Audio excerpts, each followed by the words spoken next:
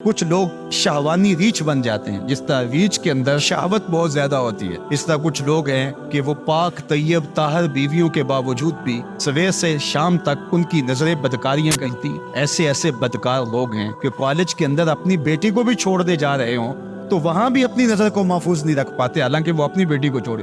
ہر وقت ان کی فطرت ریچھ کی طرح ہوتی ہے، گندے غلیظ۔ تو یہ فطرت بدل گئی ہے۔ قرآن نے جو کہا نا اولئک کالانعام بل ہم اضل، یہ چوپائے ہو گئے ہیں، بلکہ فرمایا چوپایوں سے بھی بدتر ہو گئے۔ یہ چوپایوں سے بدتر کیا ہے؟ آپ نے چوپائے کو دیکھا ہوگا، جب اس کی جنسی خواہشات پروان چڑھتی ہیں اور وہ جنسی خواہشات کی تکمیل اور تسکین چاہتا ہے تو نر اپنے مادہ کو تلاش کر۔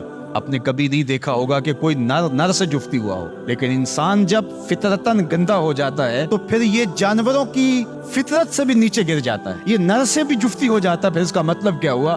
بل ہم اضل، یہ اس سے بھی گندا اور غلیظ ہو گیا۔ تو اس شخص کے پلے رہتا کیا ہے کہ جو اتنا غلیظ اور گندا ہو جاتا ہے؟ چلتا پھرتا انسان نظر آتا ہے، شکل سے انسان نظر آتا ہے، بل ہم اضل، بلکہ چوپایوں سے بھی آگے گزر گیا ہے، چوپایوں سے بھی رویہ تن جو ہے وہ آگے گزر گیا ہے۔ وہ درندہ بنتا ہے تو پھر جانور بھی جانوروں کو جو ہے وہ چیرتے پھاڑتے ہیں اور ان کا قتل کرتے ہیں۔ شیر لیکن اس کو صرف اس وقت قتل کرتا ہے جب اس وقت بھوک لگتی ہے، جب اس کو بھوک نہیں ہوتی تو وہ کسی دوسرے جانور کا شکار نہیں کرتا، اور دوسرا وہ شکار کرتا ہے تو اپنے ہم جنس کا شکار نہیں کرتا، دوسرے کا شکار کرتا۔ انسان جب درندہ صفت ہوتا ہے تو یہ انسانوں کے گوشت کے ٹکڑے کر کے اس پہ رقص بھی کرتا ہے۔ آپ تاریخ کی کہانی اس نے اپنے سکے بھائیوں کو قتل کیا ہے، اس نے اپنی بیوی کو قتل کیا۔ یہ پچھلے دنوں کے اندر ایک خاتون کی کہانی پڑھی تھی، اس نے اپنے شوہر کو قتل کر کے ہنڈیا میں پکایا۔ تو پھر بل ہم اضل ہے نا، یہ چوپایوں سے بھی بدتر ہو جاتا ہے۔ درندہ ہوتا ہے درندگی میں، یہ چوپایوں سے بھی بدتر ہو جاتا ہے۔ یہ ماضی کے اندر جو ہاتھ کے نام سے جو کچھ ہوا،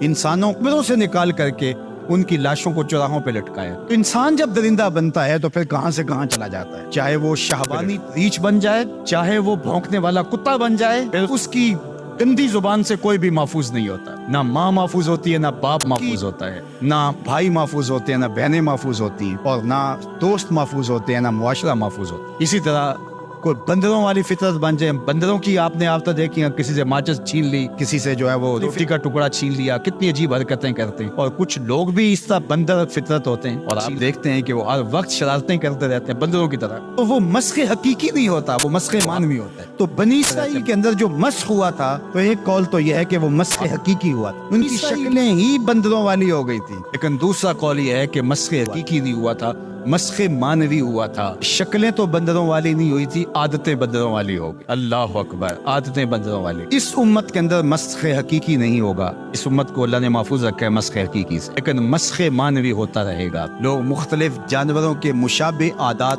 اختیار کرتے رہے، اور آج ہم اپنے معاشرے کے اندر دیکھیں تو کوئی کتا صفت ہے، کوئی بندر صفت ہے، کوئی ریچھ اور کچھ درندے کی عادات کو اپنے اندر ہوتا ہے، درندگی، سفاکیت، یہ ساری انسانوں کے اندر اتر آئی، تو پھر وہ انسان نہیں رہتے۔ غالب نے کہا تھا نا کہ آدمی کو بھی میسر نہیں انسان ہونا، جب یہ حد سے گزرتا ہے تو پھر بہت آگے نکل جاتا ہے، اور پھر یہ انسان نہیں رہتا بلکہ بندروں اور خنزیروں سے بھی آگے بڑھ جاتا ہے۔ اور یہ میں نہیں کہہ رہا، اولئک کالانعام، قرآن کہتا ہے یہ چوپایوں کی طرح ہے، بل ہم اضل، بلکہ چوپایوں سے بھی گیا گزرا ہے، چوپایوں سے بھی آگے گزر جاتا ہے۔